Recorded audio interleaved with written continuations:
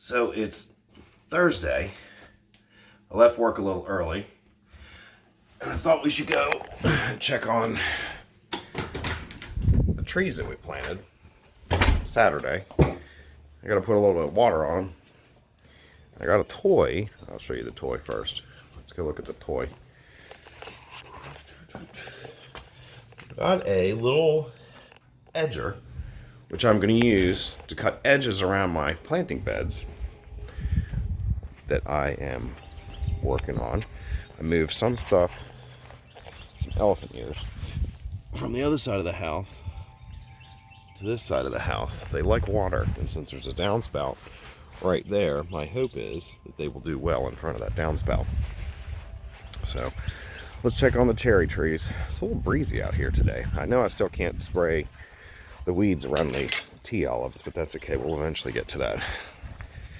But I am thinking about trying out my little edger thing.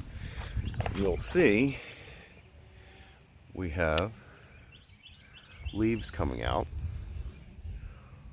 on our Montmorency cherries. This yard is a mess. Yep, this one's got some coming out too. So they are doing well. I need to water. But, oh, the mulch, forgot. I'll show you the mulch. Mulch around them looks good.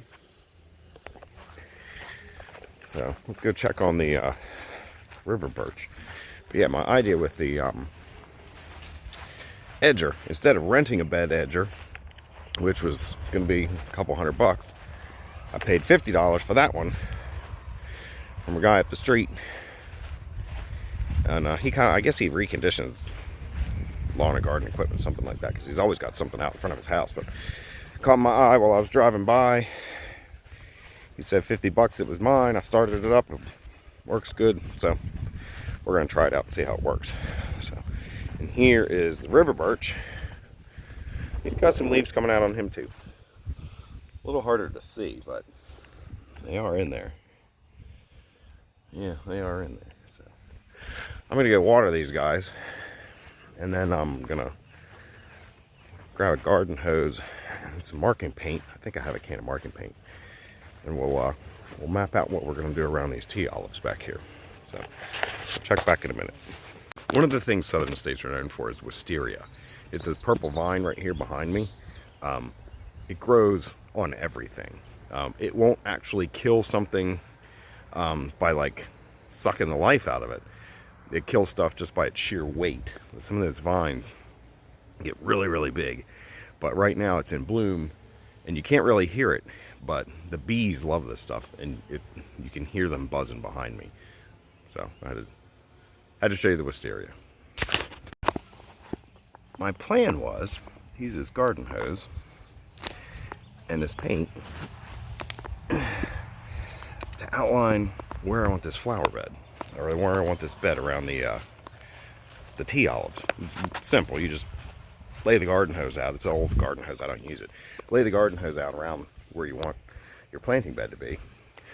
Spray right along the hose to mark it with the paint, and then come back in and run the bed edger. But as you can see, I did that last summer, and there's some weeds that have grown up, but I can still see where I actually want the edge of the bed to go. So I'm going to skip steps 1 and 2, go to right to step 3, fire up the edger, and see how it cuts along the edge of the bed. As I had hoped, it did exactly what I wanted, and cut a nice little demarcation where I want the edge of the bed to be. So now I just have to get probably a garden hoe or something like that, make that a little bit more of a trench there, and then I can spray all the weeds in here and kill those and get some mulch to put on there. As it turns out, a simple garden hoe does a pretty good job on clearing out the edge of the bed here. So have a look.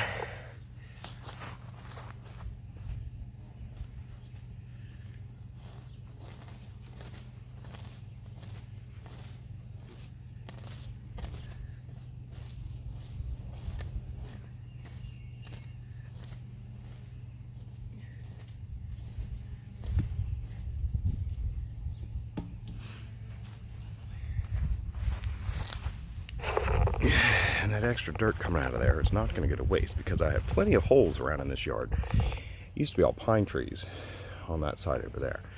And pine trees rot, they leave a big old hole in the ground. So I will eventually use all this dirt to fill in some of those holes. Got the stuff raked out of the trench there, up into piles. And I'm quite happy with how that turned out. With a nice edge there.